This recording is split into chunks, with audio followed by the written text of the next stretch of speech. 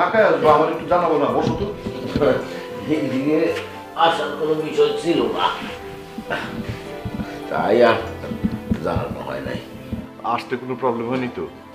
না না না, প্রবলেম আর কি, ওই আমাকে পাশের বাড়ির মিন্টু আছে না, সাথে করে নিয়ে আসছিলাম।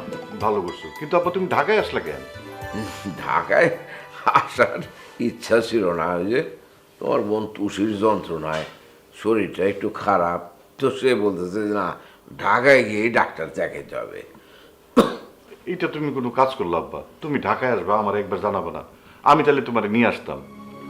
আরে তার তো কোনো দরকার ছিল না, তুমি ব্যস্ত মানুষ, তাছাড়া আমি ভাবছি যে ওই দেখে তারপরে চলে যাব। মুশকিল হয়েছে যে ডাক্তার নিজেই অসুস্থ, 7 দিন পরে আবার যাইতে বলছে। তো ভাবলাম কোথায় যাই না ফিরে গিয়ে তোমার বাসাতে চলে আসি। খুব ভালো হয়েছে আব্বা, তুমি আসছো। এখন 7 দিন আমার বাড়িতে থাকবা, তারপর ডাক্তার দেখায় বাড়িতে যাবা। আমি তোমারে নিজে গিয়ে দিয়ে আসবো। আচ্ছা, সেটা দেখা যাবে না, অসুবিধা নাই। বৌমা বাসায় নাই? ও হ্যাঁ, আছে তো। তুমি বসো, আমি নিয়ে আসতেছি, এখনই ডাকতেছি।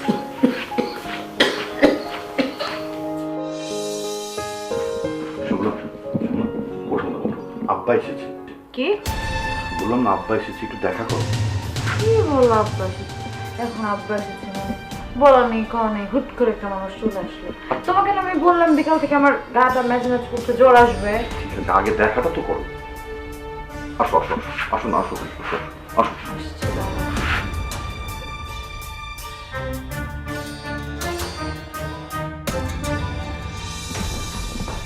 আসসালামু আলাইকুম আব্বা। লাগলো না মা, বলো। কেমন আছেন আমরা? হাসিমা, এই বয়সে যেমন ভালো থাকা যায়, তুমি ভালো আছো তো মা? আব্বা কদিন এখানে থাকবেন, ডাক্তার দেখাতে এসেছে। আব্বা কতদিন থাকবেন এখানে?